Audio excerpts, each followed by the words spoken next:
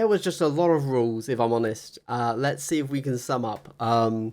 Scout, little bit of guesswork. Scouts are 2 APL, but the sergeant has 3 APL and is your comms. So once in his activation can give another scout an extra APL. And your 9 models. Whereas the striking scorpions are 8 models and they all have 3 APL. And conversely to 40k, the scorpions seem to have a 4-up save.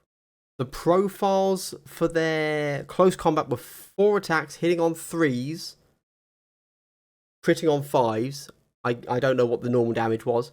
Whereas the X-Arch was 5 attacks, hitting on 2s, with a 6 on the crit.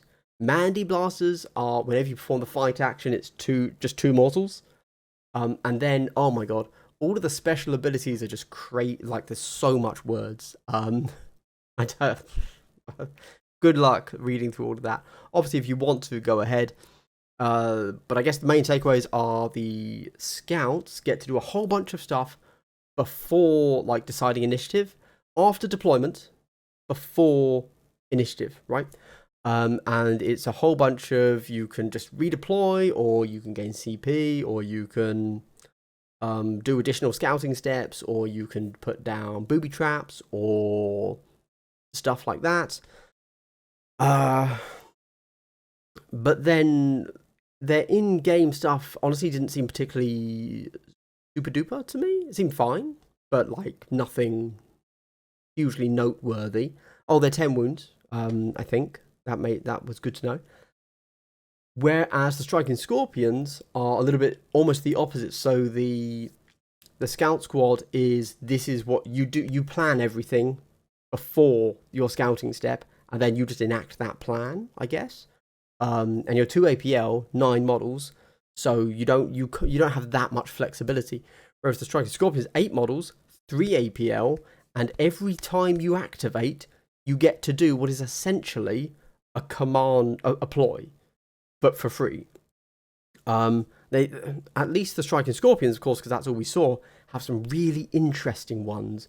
We saw after getting a kill in melee, you can perform a dash and flip your order, which is super good for staying alive. We also saw a super conceal, and we also saw something else. But those were the 2 main ones that kind of jumped out at me.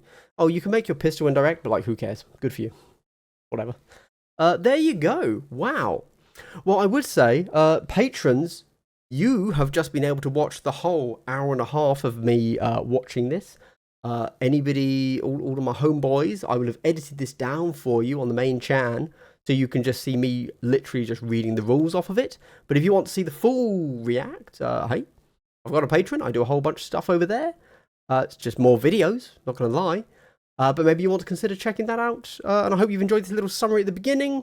Patrons, stay gangster. Everybody else, equally stay gangster. All right. Bye. Oh, patrons, goodbye. To everybody on the main channel, because I'm editing this. Enjoy the rest of the video. All right, thanks. Bye. I think they do really good battle reports. You know, they don't do many, is my only kind of concern. Considering it's a full, huge company, they could be putting out multiple battle reports, like a day, frankly. But they don't. They put out, I think, 1 a week tops? Yeah. And for example, if you're only interested in Kill Team, there's no way this is worth it. However, I think it's like $5.99 and you can cancel after a month. So you'd get access to all of these battle reports instantly. And like, they're worth watching. I think they're good. So, you know, they are well edited. Okay, our first rule, boom, capture high point. So it's capture. So it's mission 1.3. We saw mission 1.1, which was loot the rig. Now we've seen mission 1.3, capture high point. And the mission rules are just capture. There you go. At the end of each turning point, before determining victory points, each objective marker that friendly operatives control is captured by your kill team. While an objective marker is captured by your kill team, it stays under their control, even if no friend, blah, blah, blah, blah. It's exactly just capture. Okay? Anything else? No. Cool. So this is interesting. Oh, and we got ourselves another deployment layout. So I believe this is similar to 1.1 loot. So on the left-hand side, the right-hand side, we just have our deployment zones being everything up to the hazardous area. But we have obviously a very different layout this time. So we still have the oil rig in the center, and then we have, interestingly, so we have the narrative terrain. You see, we've got the C at the top, we've got B at the bottom, and we've got D and E. But then we also seem to have additional objective markers. That's interesting. So what we just saw were 3 different things that we've seen before: camo cloak, smoke grenade, crack grenade, or frag grenade, whatever it was. Cool. Heavy weapon bipod, 2 EP. Select a heavy bolter the operative is equipped with. This weapon gains the following special rule for the battle: heavy weapon bipod. Each time this operative makes a shooting attack with this weapon, in the roll attack dice step of that shooting attack, if the operative has not moved during this activation, you can reroll any or all of your attack dice results of 1 result, e.g. results of 2. Cool. So, interestingly, I don't... So basically, hey, everybody plays Commandos at the moment, right? This is just the Rocket Boys ability. If you haven't moved yet, you can reroll, except they get relentless. Here you can reroll all results of 1 result. That's cool. You know, this honestly doesn't come up too often, and normally when it does, kind of your opponent's fault. And so I actually quite like this. I quite like rules that are, if you don't move, you get to do a thing. Because it's a way of punishing your opponent for a poor maneuver. Because, you know, like, yeah, I just like this. And it's cool. Okay, nice. Let's move on. I am covering this, so I'm going to read it for you. Targeting ocular. It's got a little star, so I assume it can be taken once, maybe twice. 2 EP. Ranged weapons on this operative's data card that it's equipped with gain the no cover special rule. Note that ranged weapons it's equipped with by other means, e.g. grenades for equipment, are unaffected. Cool, I love to see it. Do you know why? Because the second half of this is something that they have learned through this edition. Because if you recall, we've had multiple instances all the way up to, I know the Kroot Farstalkers had it, where you could take toxin bullets, I think, something like that. And it was clear that it was intended to be used on a pistol, but the way it was worded, it could be used on a rifle, something like that. This, I think, is kind of an iteration on that, where they're like, we know what people do now, so let's clause it. You have to use it with this weapon. That's cool. And gaining no cover on a sniper rifle, who knows? Maybe we'll see some stats later on, but sniper rifles typically aren't that fussed by your no cover. They're going to be they're looking for those crits. They want those mortals. Oh, we got a faction tacope. Okay, let's read it. Scout squad, gather reconnaissance. This is faction TACOP 3. Reveal this TACOP in the target reveal step of any turning point. If a friendly operative performs the gather reconnaissance action, you score 1 VP. At the end of the battle, if a friendly operative that performed gather reconnaissance action hasn't been incapacitated, you score 1 VP. Note that it doesn't have to be the operative that achieves the first condition. Oh, okay, so everybody's going to be able to, for 1 AP, perform this action. And if the guy that does it first dies, somebody else can do it, and as long as somebody lives, cool. What is gather reconnaissance? 1 AP. An operative can perform this action while within red of your opponent's drop zone and not within engagement range of an enemy operative.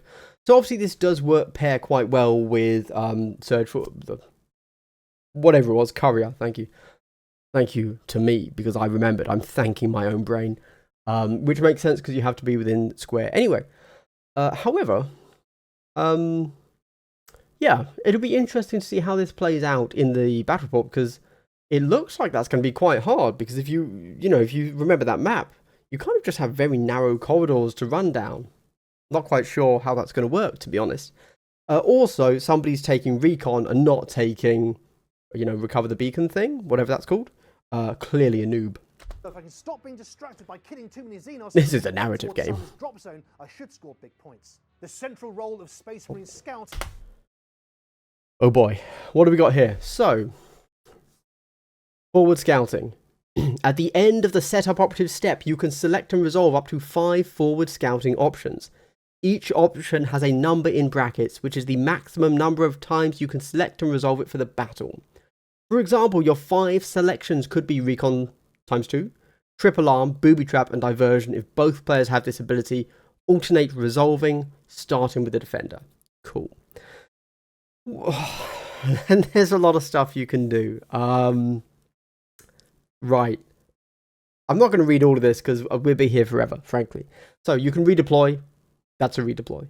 Recon, you can select another recon step. Infiltrate, select another infiltrate step. Triple Arm and Booby Trap are really long.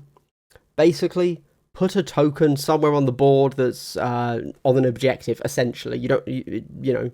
And then Triple Arm, if they move past it, you flip them to an engage order. Booby Trap, on a 4+, so 50-50, they take mortals. There you go. Diversion, you can pick an enemy, subtract 1 from its APL. Devise plan, you gain a CP. Designate target, everybody gets to reroll against it for the game, I think. So, just off the top of my head, you can pick any 5. You always take a CP. I can't see an instance where you don't take a CP.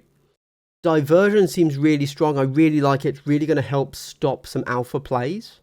So, you know, Commandos, Dynamite, Diversion, they are no longer a threat, you know? Booby Trap is a lovely idea, but it's a 50-50. I hate 50-50s. They're stupid. They're dumb.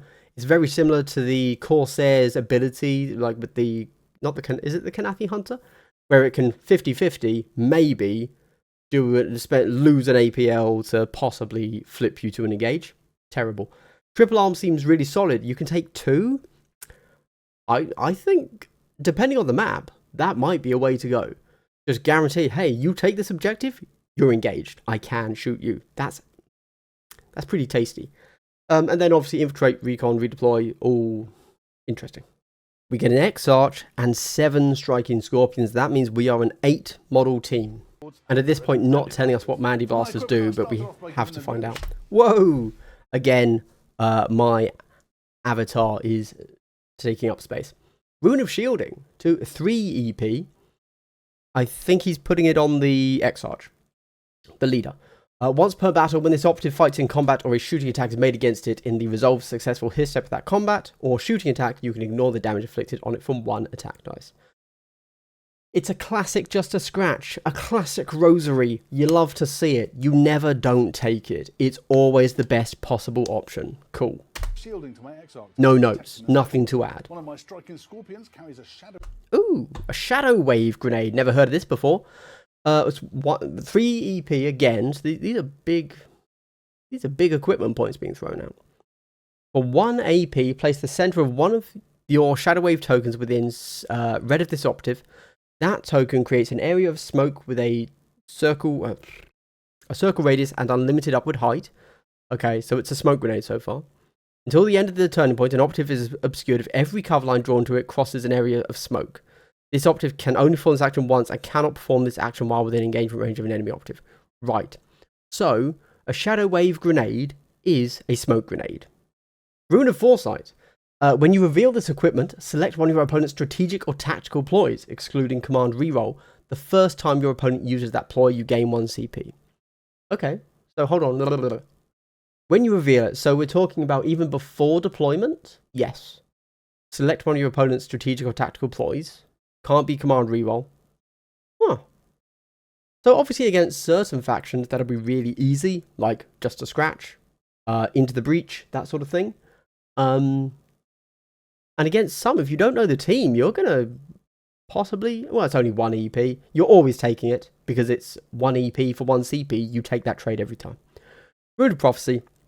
Once per battle, after rolling off to determine initiative, you can add or subtract 1 from your result. Ooh, yes.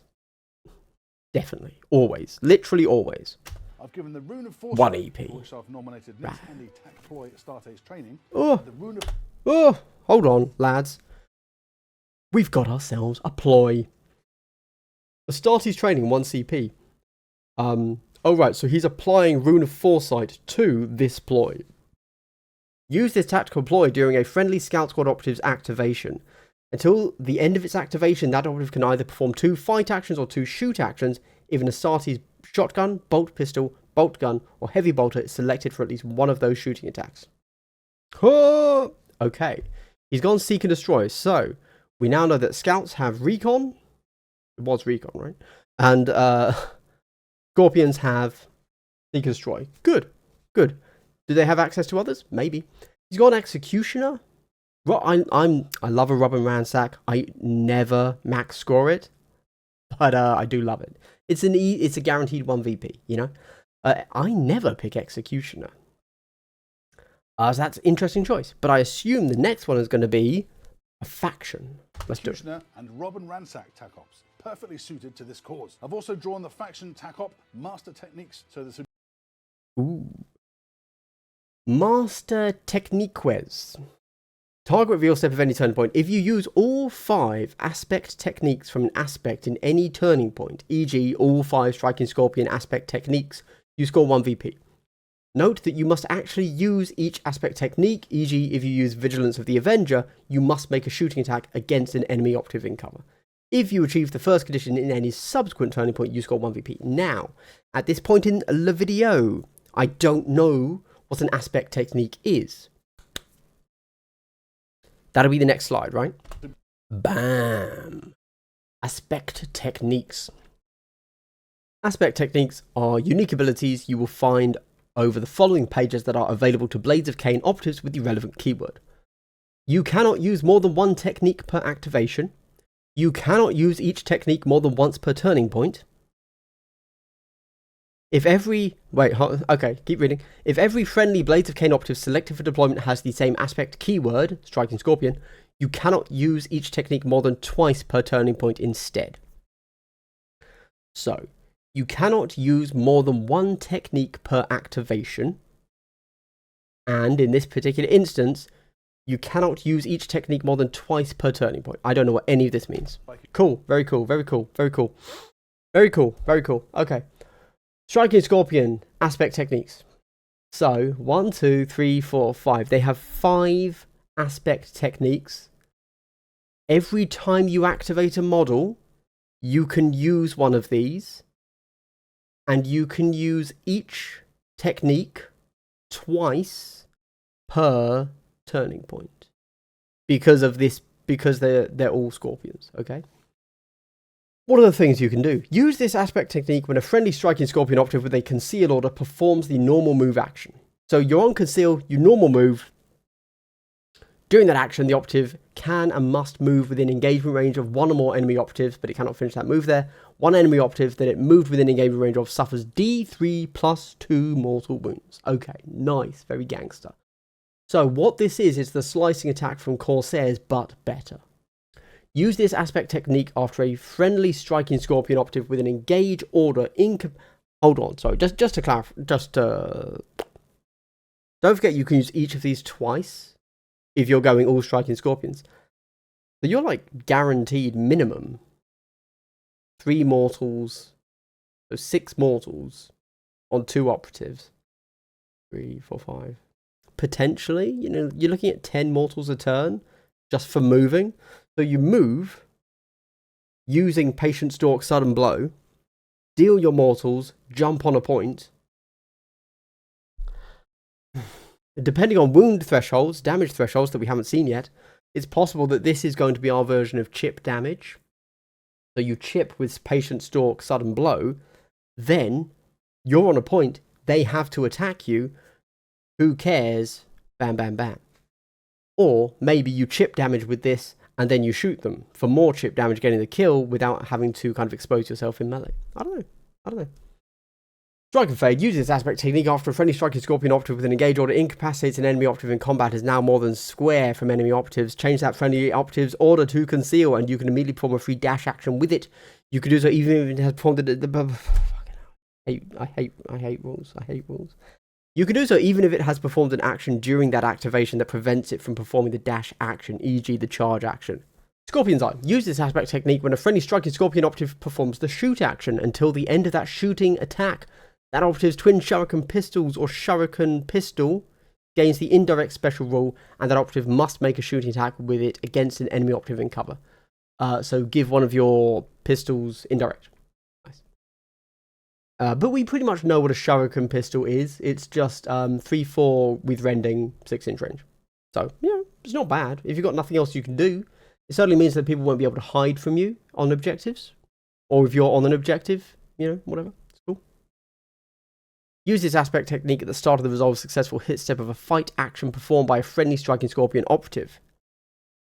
If you retained any critical hits until the end of that combat, that operative's melee weapon gains the stun critical hit roll. So, at the start of the resolve successful hit step, so that means you know what you've rolled, you know whether or not you want to use merciless strikes. I do quite like that you get to see what you roll before you use something. Having the adding abilities to the randomness of rolling a crit is a bit cringe, so it's good to see this. Gaining stun, I mean, stun's a good rule. Stun's a good rule in melee. You hit with that crit, you discard one of their dice at the same time. That is useful. Not always, but on occasions. Finally, one with the gloom.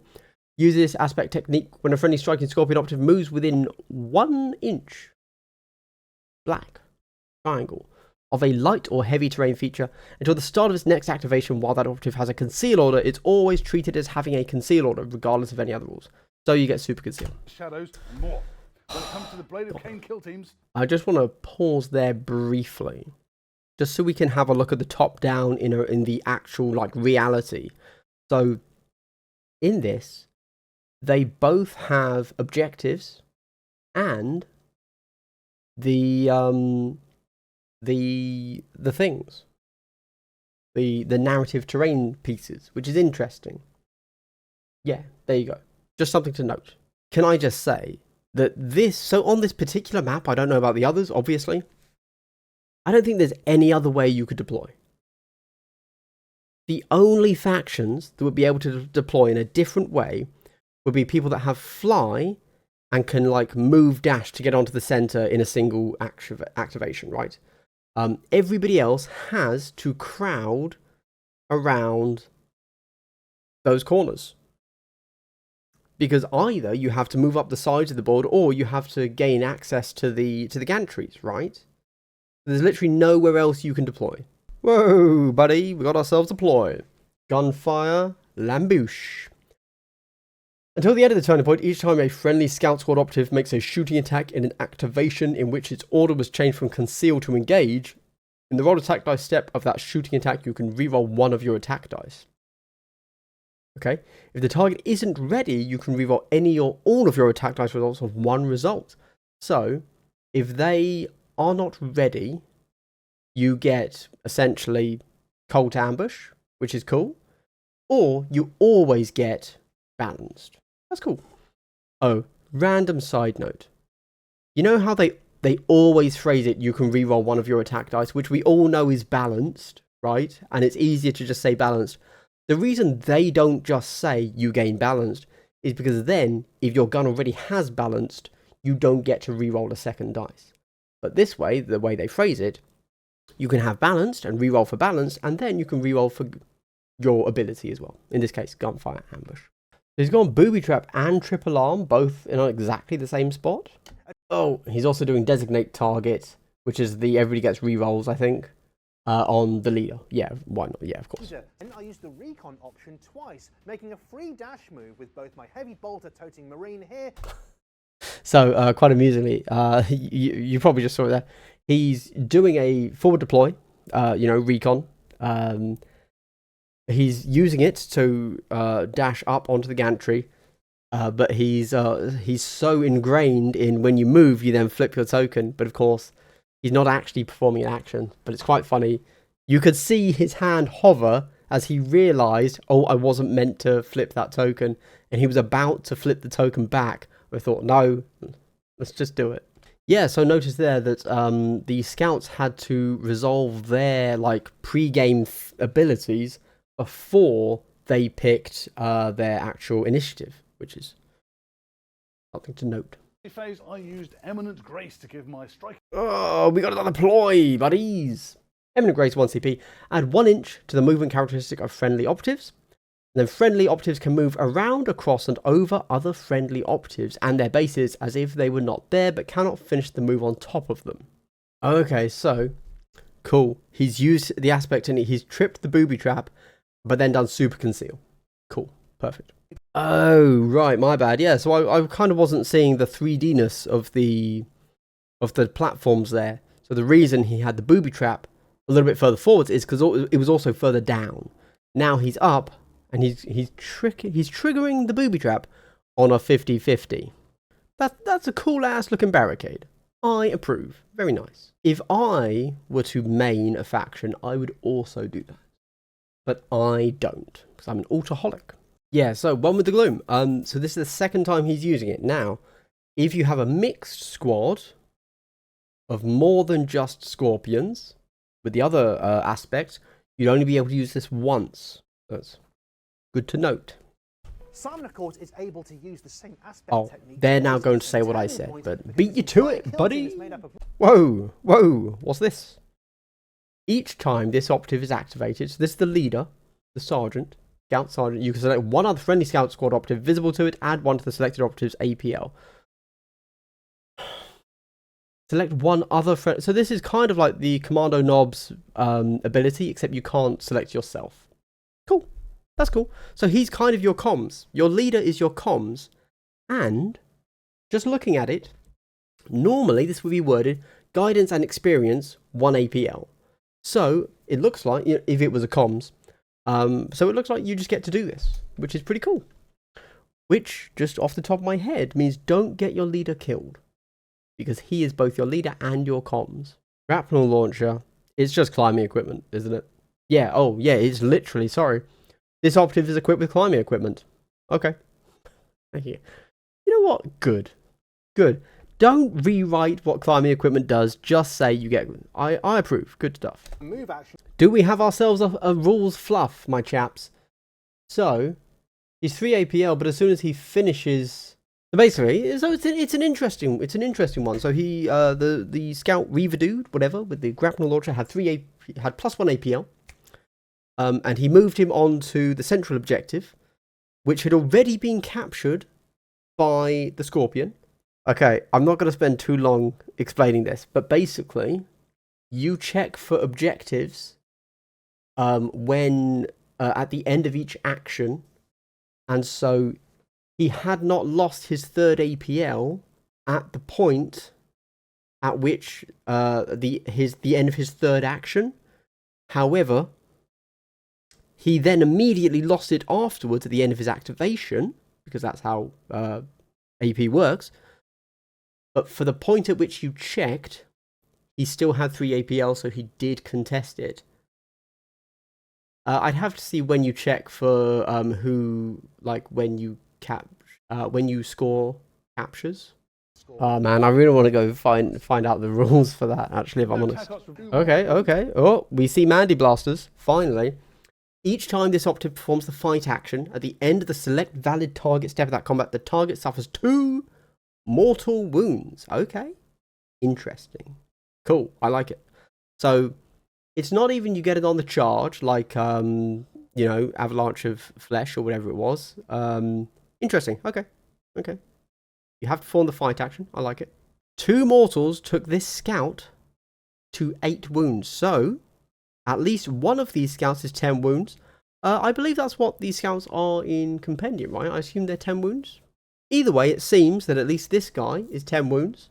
Okay. So, the scout hit with the normal for 3 damage. And then, whatever this X-Arch has, I can't remember what I can't remember what he was loaded out with. Hit twice on crits for 12, so his crits are doing 6. So this is one of the aspect techniques. So the one that I got really tired of reading. So you have an engage order. You incapacitate an enemy operative in combat, and now you are now more than square from enemy operatives. Change that friendly operative's order to conceal, and you can immediately perform a free dash action with it. You can do so even if it has performed an action during that activation that prevents it from performing the dash action, e.g. the charge action. The bolt gun is a 3/4 damage weapon. He's rolled 3 dice? No, sorry. Oh, okay, right. The dice wrong. Okay. The dice are the wrong way round. The blues, logically, should be over here because that's the side the scouts are on. But he got 2 crits, 2 normals, presumably, and then he fluffed the defense. Fair. Oh, hold up, brah. Oh, perform 2 fight actions. X-Arch can't do it.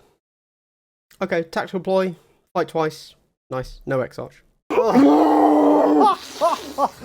you not say? Thanks very much. I'm not going to even bother rolling the dice. Yeah. That's me every time I play Kill Team. Not even going to bother rolling the dice. So, interesting. If we were to go back to the deployment map, you see, here you go. So we saw yellow lines there to there, and there to there, but we didn't see any yellow lines there to there.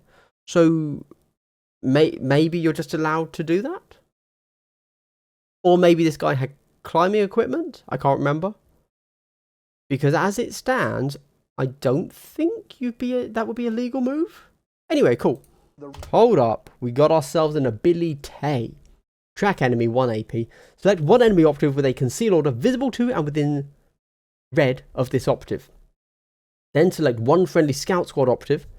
Till the end of the turning point, the selected friendly scout squad operative treats that enemy operative as if it has an engage order. This operative cannot perform this action while within engagement range of an enemy operative. Select an enemy operative on conceal and visible and within red of this operative. Select a friendly operative anywhere. So this is, just off the top of my head, exactly how the worst Phobos Marine that nobody ever takes works. That's cool. Okay, so they have put up a jump test here. I'm not going to read it. We know what it is. On a 1, you fail the jump test. And because we saw this was confirmed in the Warcom article earlier by Elliot, cool. We'll leave it as is. Scorpion's like, oh, so he's giving it indirect, but also no cover, right? Until the end of the shooting attack, the Shuriken pistol gains the indirect special rule, and that operative must make a shooting attack with it against an enemy operative in cover. But he's on a vantage point, so you essentially already have indirect. Why is he doing this? Because it doesn't remove cover. You can still retain for cover, both with indirect and vantage. Let's see if they catch it. I would like to quote. Can't retain cover because it's indirect. Folks, we have ourselves a rules misplay. Advanced scope 1 AP until the end of the activation when determining line of sight for this operative. Enemy operatives are not obscured. This operative cannot perform this action while within engagement range. Cool. So, I wonder why he's done that. So the leader, we know, used that ability that allowed him to move, dash and flip his order. So he's on a engage. He was on an engage after the charge. He flipped to be on a conceal. Right? So he's concealed behind cover, and he just used non-obscurity. But I assume that the tracker here made him conceal to engage for 1 model on the board, right? That's what happened. You still don't need to remove obscurity, I think. Let's see. Now he's not obscured, and the tracker made him engage, so I can shoot him. Okay. He was never obscured, but that's fine. Here comes a sniper rifle right at you, hitting on 2s. It's totally fair to note that he's not obscured, though, because he's not. So that's good to know. We can't exactly see the angle here, to be fair, but I suspect perhaps he might actually be able to get cover from that barricade, but since we can't see, we'll accept that. Oh, well, there you go. No cover from the targeting ocular. Cool. Okay, so this is our first, or at least first that I've noted, crit from a Scorpion is 5 damage, whereas we saw 6 damage from the X-Arch. Cool. So, it's good to know. It's good to know. The X-Arch with the Scorpion Claw, 6 on the crit. Regulars, 5 on the crit. So we're starting to build a damage profile. He rolled 4 dice, hit on something. I'm going to guess, if the X-Arch was hitting on 2s, they must be hitting on 3s. 6s. Nice. 5 damage. I love it. Love it so much when I'm listening to some audio and they say, and then I go, shut up. Yes, I'm an old man. Okay? Just tone it down, alright? As an added bonus... Side note, I can't stand... Anytime I'm watching a battle report and somebody shouts, "Wah," the orc "Wah," I turn it off. Don't shout. Cringe. Just throwing it out there. We've got another profile. Shotguns, 4 dice hitting on 2s. That is what we expected, but good to have it confirmed. Shotguns hitting on 2s. You love it. What are we going to get? Bolter? 3-4? Oh no, I've got 2 ones they've missed. You've got But 2 it is ones. going to be 1 crit. I thought gunfire ambush was when you access it. Oh no, you have to be shooting somebody that's not ready. Okay, so that is going to be 2 hits and a crit coming through. But he had already gone. I think he could have rerolled both of those ones, but fair enough. Let's see what I got. Oh, he's done really well. He lives. This time, correct. He would not get cover from that vantage point. You love to see it. He lived though.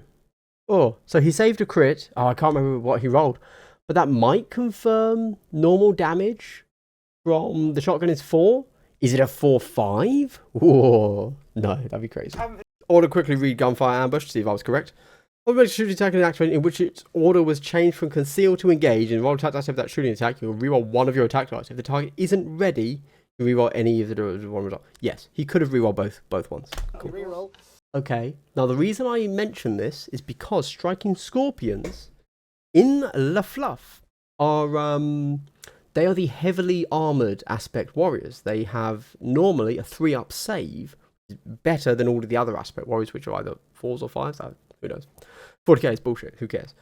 So that's interesting. Interesting. Striking scorpions seem to be a 4 save instead of a 3. Or sorry, at least they are not a 3. I haven't seen what else they needed to save on. Maybe they're 5, like Harlequins. Interesting. Okay, that's cool. That's cool. Good to know. Once again. I really do wish that they had flipped the dice tray. It's a minor thing, but they are always showing, you know, not yeah. You get it. Anyway, he's doing Eminent Grace again, so that's, I guess, one. Hey, we all know an extra inch is worth the CP. All right. What is this? Stealth relocation. There's 1 friendly scout squad operative more than red from enemy operative. You can immediately perform a free dash action with this operative and or change its order. You cannot use this trap line the first turning point. Oh, okay. So dash and order swipe. Oh, we've got ourselves another ploy.